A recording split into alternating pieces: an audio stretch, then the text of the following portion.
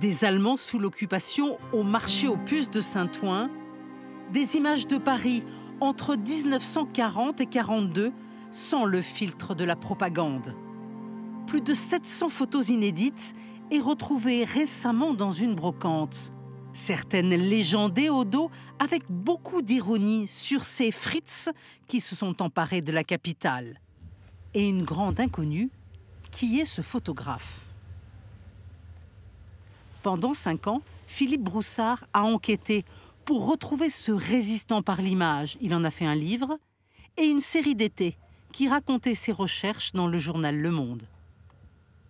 Il s'appelait Raoul Minot, il était employé au grand magasin du Printemps et il était passionné de photos. En paparazzi, il suit les Allemands, il les prend en flagrant délit de fréquentation de Françaises, il se moque d'eux. Il prenait un risque à chaque fois qu'il actionnait son appareil.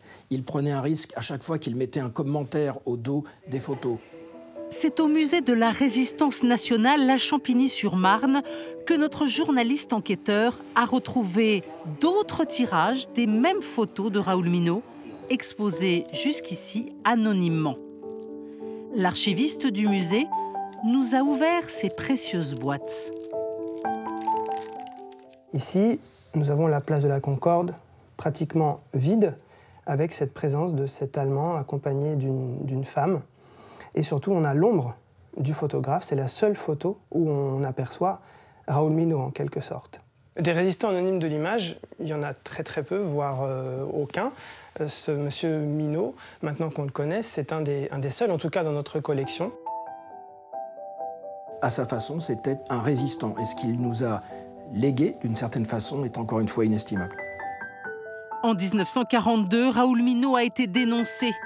Il est mort en déportation.